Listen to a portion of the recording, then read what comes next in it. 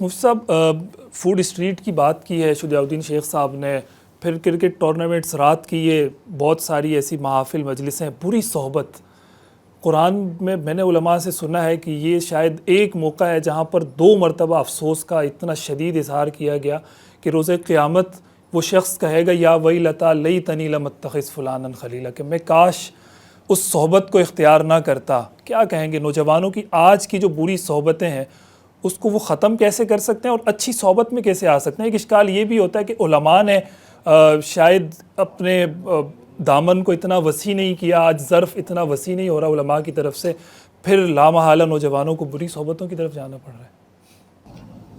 بسم اللہ الرحمن الرحیم. بنیاد کسی بھی قوم کی اس کی تعلیم ہے. تعلیمی ڈھانچہ مکمل طور پر تباہ ہو گیا. ایسا نہیں ہے کہ ایک نوجوان وہ گھر سے اٹھا اور ڈائریکٹ رمضان کی راتوں میں فوڈ اسٹریٹ پر پہنچ گیا. اس کے پیچھے وہ پورے 11 مہینے ہیں جہاں میں اپنا بچہ یہاں جس علاقے میں ہم بیٹھے ہیں یہیں قرب و جوار میں کو 10-15 سال پہلے داخل کرانے گیا تھا. تو اس اسکول میں وہ گٹار کا ایک پیریڈ تھا، سوئمنگ کا. میں نے ان سے پوچھا کہ یہ چونکہ اس کی ارلی ایجوکیشن ہے تو قاعدے کا ہے. وہ جو محترمہ بیٹھی تھی انہوں نے اتنی حیرت سے مجھے دیکھا. تو میں نے کہا کہ جس طرح آپ ABCD پڑھائیں گے بچے کو، الفابیٹ سے شروع کرائیں گے تو الف با تا سا بھی تو پڑھائیں گے. انہوں نے کہا نہیں ہمارے یہاں نہیں ہے. تو بنیادی طور پر دینی تعلیم، دینی ماحول نہ وہ اسکول میں ہے نہ وہ گھر میں ہے. جب وہ دونوں جگہ نہیں ہے تو بچے تو یہیں سے باہر نکل کے آ رہے ہیں. اس کے بعد تیسری چیز ہمارے ہاں جو ان دونوں چیزوں سے کہیں زیادہ اس وقت افیکٹو ہے اور جس کے ساتھ زیادہ وقت گزر رہا ہے وہ اسکرین ہے. وہ چاہے موبائل کی ہو، ٹی وی کی ہو، کوئی دوسری تیسری ہو. اس پر جمع کر کے دنیا سے لا کے ترغیبی چیزیں جمع کر دی گئی ہیں جو اس عمر میں بگاڑتی ہیں جس عمر میں بگڑنا سب سے زیادہ آسان ہوتا. پھر بازار میں وہ چیزیں میسر ہیں جو طبیعت میں ہیجان پیدا کرتی ہیں. ہر آدمی کہتا ہے ہمارے بچے بہت جلدی غصے میں آ جاتے ہیں، طبیعت میں بہت تیزی آ گئی ہے. یہ پورا مکمل تباہی کا ایک پیکج ہے. اس کے بعد یہ اٹھ کر پھر رمضان کی راتوں میں فوڈ اسٹریٹ تک پہنچتے ہیں. یہ جیسے ابھی بھائی شفیق اجمل بتا رہے تھے کہ ہمارے یہاں نارتھ ناظم آباد کے روڈ پر وہ جگہ جگہ 1000 گز کے پلاٹس پر کوئی کھیلوں کے لیے جگہ مختص کی گئی ہے اور وہاں پر رات میں بچے بھی ہیں بچیاں بھی ہیں. تو اس گئے گزرے دور میں بھی وہ گھرانے موجود ہیں جہاں بچی رات کو گھر سے باہر نہیں جا سکتی ہے. سوال ہی پیدا نہیں ہوتا، نہیں جا سکتی بچی. اب اگر وہ بچیاں وہاں پہنچ رہی ہیں تو پھر یہ وہ گھرانے ہیں جہاں اس سے پہلے تباہی نے اپنا کام دن رات کیا ہے.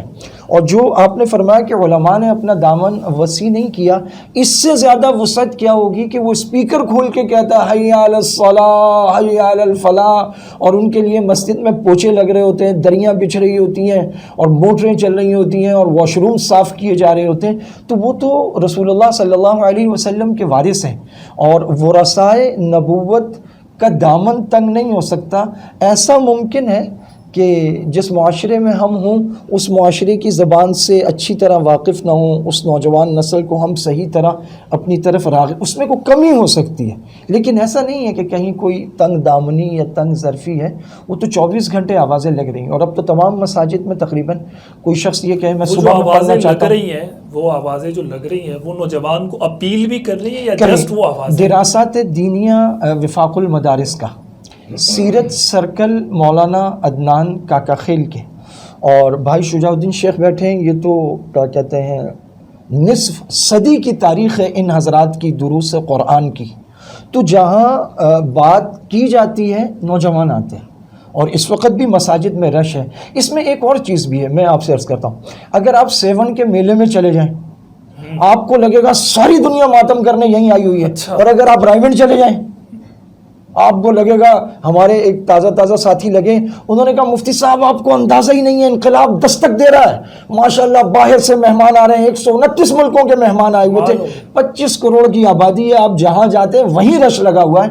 تو کہیں کوئی کمی نہیں ہے. ہاں نصیبے کی کمی ہے. اگر رمضان میں بھی کوئی محروم ہے تو پھر بڑی نصیبے کی کمی ہے.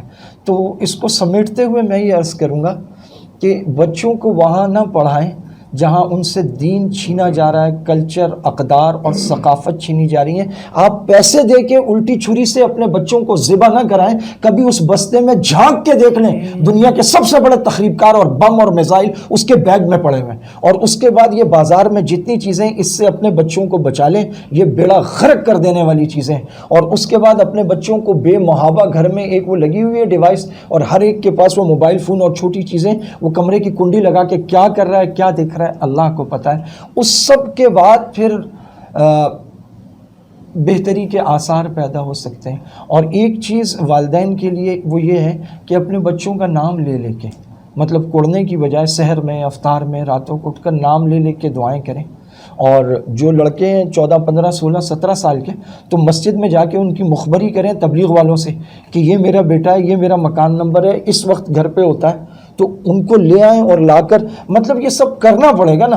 24 گھنٹہ بگاڑ ہے، لیکن بناؤ سنگھار کا شاید آدھا گھنٹہ بھی نہیں ہے پورے ہفتے میں.